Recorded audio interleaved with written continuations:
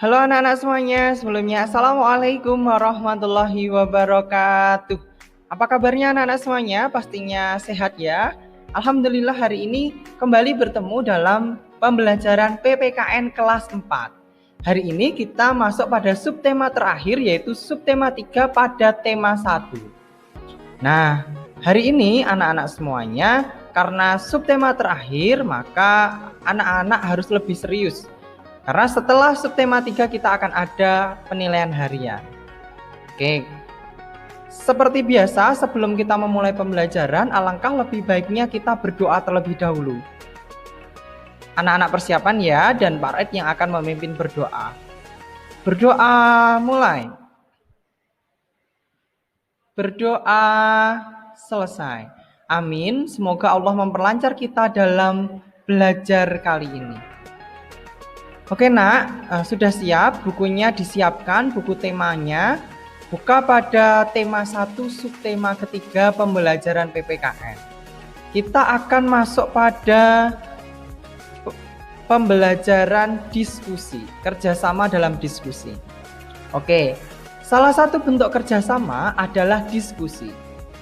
Diskusi merupakan pertemuan antara beberapa orang untuk bertukar pendapat mengenai beberapa hal. Saat berdiskusi, kita hendaknya menghargai pendapat orang lain. Setiap pendapat pasti memiliki kelebihan dan kekurangan masing-masing. Oleh karena itu, kita hendaknya menghargai pendapat orang lain.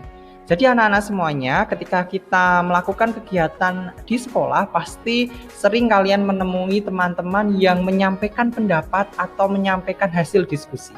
Pasti pendapat kalian dan teman kalian ada yang berbeda dan ada yang sama. Ketika menemukan pendapat yang berbeda, apa yang harus kita lakukan adalah menghargai.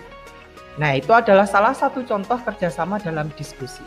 Selanjutnya anak-anak, kita akan belajar mengenai manfaat menghargai pendapat orang lain. Ada 5 yang Pak Roy tuliskan. Yang pertama, terciptanya kerukunan dan kebersamaan. Kemudian yang kedua, menambah pengetahuan. Yang ketiga, permasalahan lebih mudah diselesaikan. Yang keempat, kita akan dihormati oleh orang lain. Yang kelima, menghasilkan kesimpulan yang adil. Paham ya? Sip, kalau paham, Pak Red lanjutkan. Oke anak-anak semuanya, kalau tadi kita belajar mengenai diskusi, kerjasama dalam diskusi, sekarang di dalam PPKN juga ada keragaman permainan tradisional di Indonesia. Indonesia kaya akan permainan tradisional. Ada permainan yang dimainkan sendiri maupun berkelompok. Oke ya, paham? Jadi permainan tradisional itu tidak menggunakan alat seperti handphone atau laptop, tetapi permainan tradisional itu biasanya adalah permainan-permainan yang menggunakan bahan atau alat secara alami. Misalnya ada egrang, ada tarik tambang, ada permainan-permainan tradisional yang lainnya. Paham ya? Nah, Pak Roid berpesan, karena di Indonesia ini ada banyak sekali permainan tradisional, anak-anak lakukanlah permainan tradisional. Ada loh permainan yang dilakukan secara berkelompok dan ada permainan yang dilakukan secara sendiri. Kurangi bermain menggunakan gadget atau handphone ataupun laptop. Karena itu justru akan merusak kalian, akan merusak otak kalian, akan merusak mata kalian. Jadi jadilah anak yang bijak dalam bermain. Gitu ya nak ya.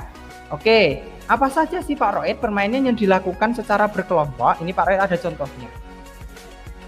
Yang pertama adalah tarik tambang. Nah, ini dia. Ini adalah salah satu contoh permainan yang dilakukan secara berkelompok. Tarik tambang itu biasanya ada 2 kelompok anak-anak semuanya. Nah, satu kelompok yang lain itu menarik tambangnya dan satu kelompok yang lain juga saling menarik. Nah, itu namanya tarik tambang. Nah, oke. Selanjutnya adalah permainan tradisional yang dilakukan perorangan. Itu ada egrang. Nah, ini bisa dilakukan ketika anak-anak dalam keadaan pandemi seperti ini. Tetap jaga jarak dan menerapkan protokol kesehatan ya. Kalau berkelompok sebisa mungkin untuk dihindari dulu karena memang dalam keadaan COVID. Nah itu dia anak-anak semuanya, ada permainan tradisional yang dilakukan secara berkelompok dan ada permainan tradisional yang dilakukan secara perseorangan. Pak Roid yakin anak-anak semuanya sudah tahu banyak sekali permainan tradisional, sekalipun Pak Roid hanya memberikan 2 contohnya. Paham ya? Mungkin itu anak-anak semuanya penjelasan Pak Roid mengenai materi PPKN kali ini. Apabila anak-anak menemukan kesulitan atau permasalahan bisa menghubungi Pak Roid terkait dengan pembelajaran PPKN. Gitu ya anak-anak semuanya, Pak Roid akhiri. Pak Roid juga berpesan bahwa buku yang sudah diberikan sekolahan harap untuk digarisbawahi jangan sampai bersih, karena buku yang bersih itu tandanya tidak pernah terpakai.